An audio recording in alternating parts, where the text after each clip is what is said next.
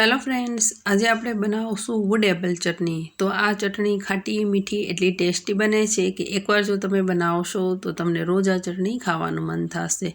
તો તે માટે મેં અહીં લીધું છે અડધું વુડ એપલ એટલે કે કોઠો, અડધી વાટકી દાળિયા લીધા છે, 4-5 કળી લસણ, થોડા લીલા મરચાં, કટકો આદુ અને થોડી કોથમીર લીધા છે।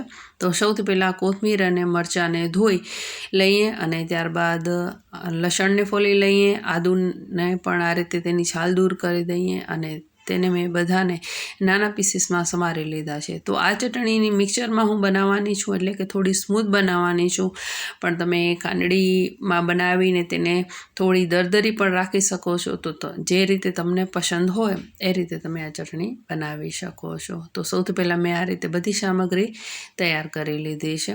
તો આ ચટણીમાં બહુ વધારે સામગ્રીની જરૂર રહેતી નથી। હવે સૌથી પહેલાં મિક્સર જારમાં દાળિયા લઈ અને તેને પીસી લઈએ। તો જો તમારી પાસે દાળિયા ના હોય તો તમે સિંગદાણાનો ઉપયોગ પણ કરી શકો અથવા બંને થોડા થોડા લઈને પણ એડ કરી શકો। તો દાળિયાને આ રીતે પાવડર બનાવી દઈએ, ત્યારબાદ તેમાં બાકીની સામગ્રી મિક્સર જારમાં એડ કરી દઈએ। તો લસણ લઈ લઈએ, સમારેલા મરચાં, કોથમીર, સમારેલ વુડ એપલ અને આદુ, ત્યારબાદ તેમાં સ્વાદ મુજબ મીઠું, 1/4 ટીસ્પૂન હળદર પાવડર અને 1 ચમચી ખાંડ એડ કરીએ। તો ખાંડ એડ કરવાથી તેની ખટાશ થોડી બેલેન્સ થાય છે।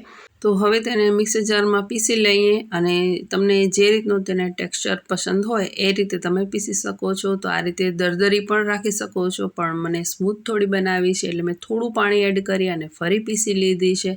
તો આ રીતે સ્મૂથ ચટણી રેડી થાય છે જે ખૂબ જ ટેસ્ટી બને છે।